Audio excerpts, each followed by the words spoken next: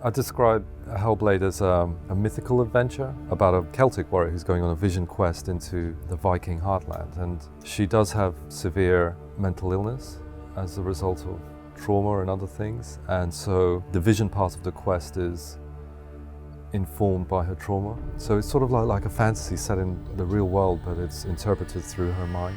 This is your mission. This is your quest.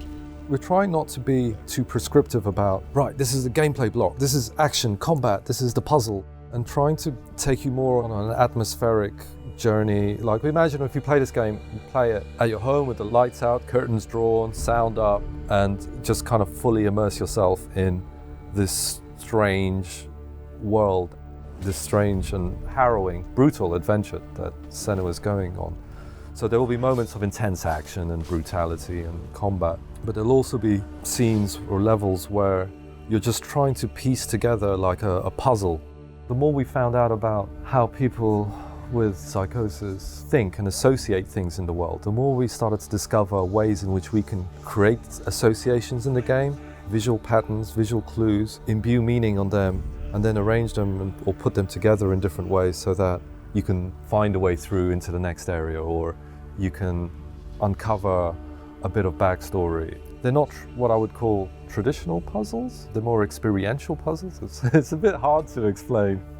I mean, like, you know, there's a section in the game where you don't have your sword and you spend a good 20 minutes in almost pitch darkness and you're just wandering around trying to find your way with sound clues. That fits in that part of the story.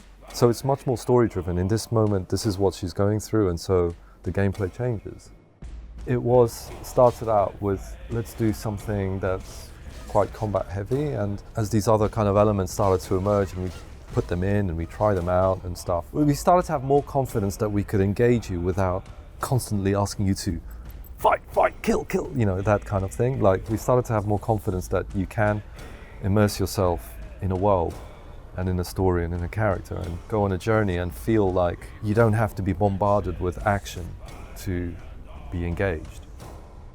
You know, you create a grey box level and that isn't combat based and nothing's going on, right? And you've got to have the faith that there is a reason for this section, that when we do have the atmospherics, when the trees and sway, you know, based on your movement, and it starts to feel weird, and the voices start telling you about what's going on in your past, and the mythologies in the world, and the visuals, the audio, everything starts to come together. You have to trust that it's gonna work. Whereas maybe 10 years ago, I would see a grey box level like that and go, ooh, we need to have some platforming here, combat encounter there, you know.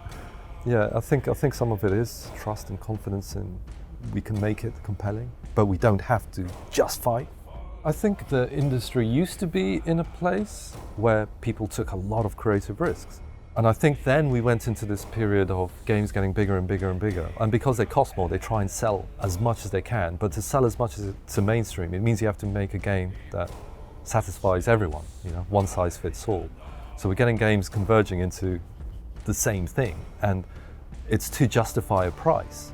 And I think it's great that now we've got an indie revolution coming through, but I also mourn those days when you could take more risks with high-end games. So I think if we break the price point, make games cheaper for players and to develop, we can still make AAA-looking games, but do it cheaper. So one thing I say about early on about Hellblade is, what if we'd made a game that was AAA in quality, half the size, half the price, something like that, and took a creative risk? Because now we don't need to sell 2 million, 3 million. We can find our niche, and in this case, our niche is people who like story-driven adventures.